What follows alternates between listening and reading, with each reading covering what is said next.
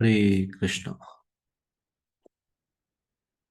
हम लोग जप यज्ञ भगवान की महिमा का विस्तृत वर्णन नामक पुस्तक से चर्चा कर रहे हैं। हम इसके तीसरे भाग यज्ञानाम जप यज्ञोस्मि के छठवें अध्याय वैष्णव प्रश्नावली से चर्चा कर रहे हैं। प्रश्न: हरिनाम साधन की पद्धति क्या है? तुलसी की माला या उसके अभाव में हाथ पर संख्या ठीक रखकर अपराधों से दूर रहकर निरंतर हरिनाम करना चाहिए। तो यहाँ पे तुलसी की माला बताया गया है, जो कि बहुत अनुकूल है, भक्ति में आगे बढ़ने के लिए बहुत सहायक है।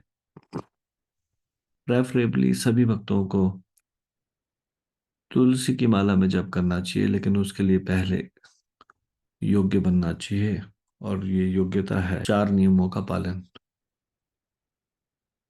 जब तक आप ये योग्यता ग्रहण नहीं कर लेते, तब तक आप नीम की माला में जप कर सकते हैं। और फिर जब आप अच्छे से 4 नियम का पालन करना शुरू कर दें,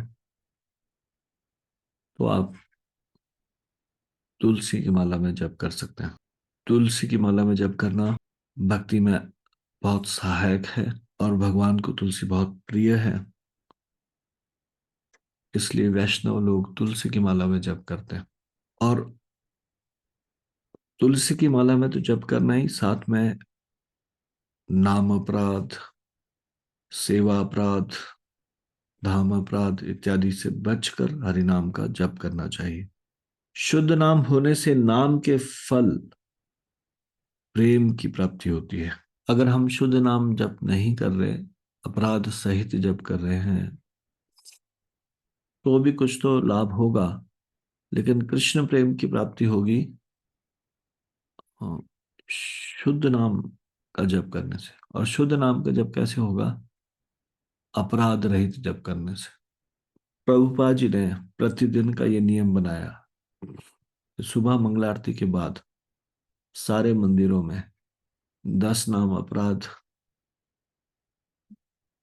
पढ़े जाते हैं, ताकि हम अपने को ये रोज याद दिला सकें कि मुझे इन नाम अपराधों से बचकर जप करना है। तो जब हम शुद्ध नाम का जप करेंगे, तो उसका फल क्या होगा? कृष्ण प्रेम की प्राप्ति। संख्या रखने का तात्पर्य यह है कि साधक यह समझ सके कि उसका नाम अनुशीलन बढ़ रहा है या घट रहा है। तो हालांकि चैतन्य महाप्रभु तो कहते हैं कीर्तनीय सदा हरि, निरंतर कीर्तन करने के लिए कहते हैं चैतन्य महाप्रभु। लेकिन इसका अभ्यास 16 माला से शुरू होगा। 16 माला से शुरू करेंगे, और उसके बाद फिर दिन भर जब भी समय मिलेगा भगवान का नाम का उच्चारण करेंगे। तो ये कीर्तनीय सदा हरि। तो जब हम संख्या पूर्वक नाम जप करेंगे, तो हम देख पाएंगे कि हमारा नाम जप का अभ्यास बढ़ रहा है या घट रहा है। और दूसरा कारण यह भी कि मन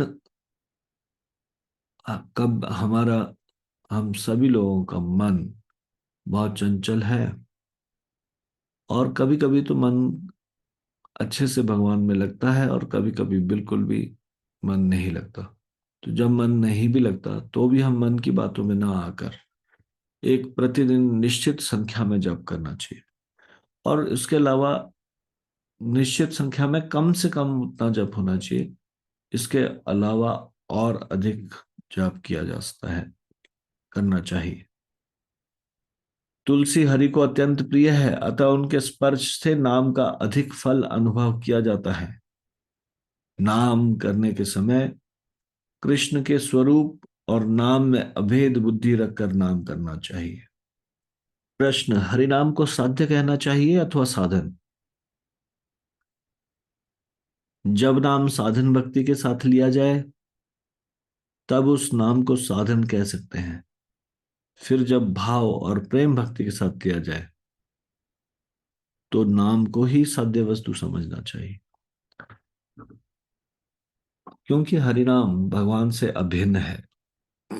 तो भगवान को प्राप्त करने के लिए एक साधन है हरिनाम। और जब भगवत प्राप्ति हो जाए और ये समझ में आ जाए नाम और नामी में कोई अंतर नहीं, तो हरिनाम के द्वारा, हरिनाम जो साक्षात हरि है, नाम का ही दूसरा स्वरूप है हरि, उनको प्राप्त करने के लिए नाम के द्वारा नाम को ही प्राप्त करना है। नाम यानी कि भगवान, साक्षात भगवान और नाम में कोई अंतर नहीं। तो नाम का उच्चारण करते करते नाम को प्राप्त करना है, मतलब साक्षात हरि को प्राप्त करना है। तो इसलिए ये साधन भी है और साध्य वस्तु भी है। साधक की भक्ति की अवस्था भेद से नाम के संकोच और विकास की भिन्न भिन्न प्रतीतियां होती है। तो इस तरह से ये प्रश्न, वैष्णव प्रश्नावली नामक छठवां अध्याय समाप्त होता है। कल से हम नए अध्याय की शुरुआत करेंगे, सातवां अध्याय, जिसका शीर्षक है जप के लिए व्यवहारिक उपाय। तो आज हम इसको यहीं पे विराम देंगे। श्री जप यज्ञ की जय, श्री हरिनाम संकीर्तन की जय, श्री नाम प्रभु की जय, शिल प्रभुपाद की जय, निताई गौर प्रेमानंदे, हरि हरि बोल।